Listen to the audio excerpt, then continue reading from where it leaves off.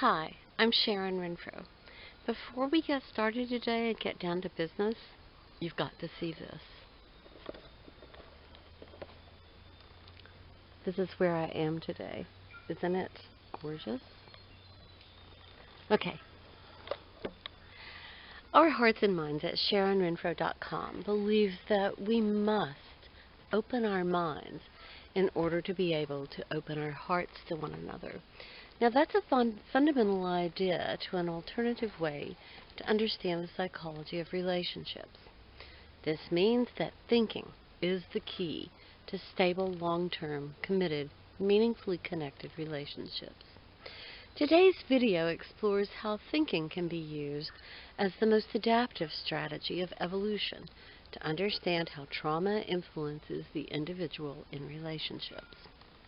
Now, each step of the 3 steps of thinking will briefly be described, and then examples will be listed to help you to learn how to use this adaptive strategy to resolve relationship issues. The first step of thinking is to research, which means that you gather objective and pertinent information. So number 1, the psychological component of the individual, which influences everything from genetic expression to cellular reactivity, is composed of 3 brain systems meant to secure the safety of the individual in relationships. A in that part. The emotional system, the lizard brain, is the most ancient assessment system, and it operates on instinct.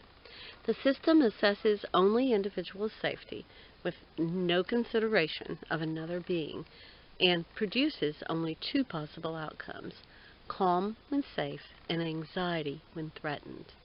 B, the subjective system, which is a mere check and balance system of the emotional system and produces one of 2 types of feelings: positive to reinforce the sense of safety and calm, and negative to reinforce the sense of threat and anxiety.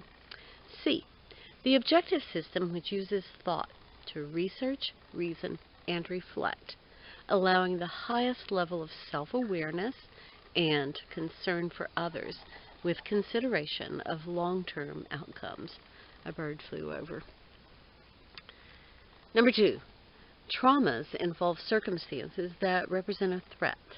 Number 3, when we are constantly threatened over a period of time or face a short-term severe threat, we use the emotional and subjective systems to perceive, interpret, and react exclusively. The more intense the threat, the more likely we are to use only the emotional state of mind to assess our situation and to react. Our ability to perceive and interpret accurately degrades. So, in the midst of a difficult, distressing period of time, we're less capable of accurately assessing for threat or safety. The rate of error increases dramatically. Number 4, our only possible behaviors are conflict, fight, distance, flight, pretend, camouflage, and cutoff, play dead. Number 5, rudimentary types of memories are formed that are activated in the future if we face a circumstance that is even remotely similar to the original trauma, automatically activating the behaviors of conflict, distance, pretend, and cutoff.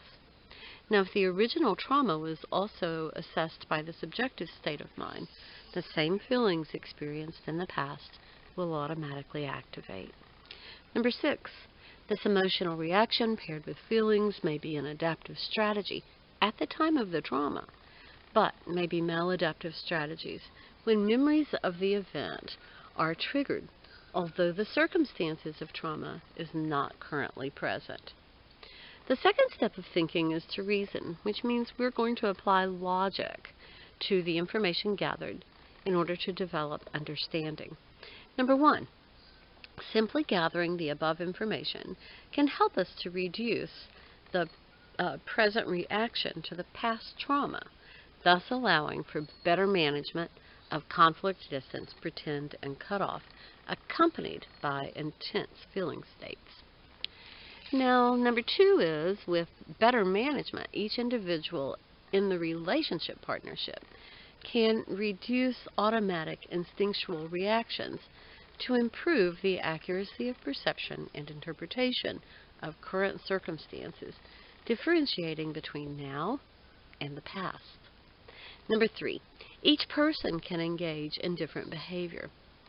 Now, step 3 of thinking is reflection, which means we can simultaneously consider ourselves as an individual and our relationship partner.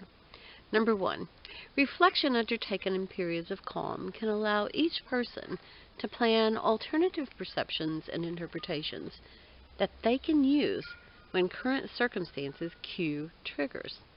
Number 2, with thought, triggers can be identified and reprocessed. Number 3, this planning diminishes the sense of helplessness, distress, etc. at the time that a trauma is triggered. When we know that we have strategies to ensure our safety, anxiety does not stop our ability to think. Number 4, genuine empathy for a relationship partner who has experienced trauma strengthens the relationship. We must open our minds in order to be able to open our hearts to one another. Now, if these ideas have been beneficial, please like us so that others may find the help that they need. You may also find more information and in-depth discussion of these ideas in our free podcast series, Our Hearts and Minds, The Psychology of Relationships, at SharonRenfro.com or Castbox. Thank you so much for listening.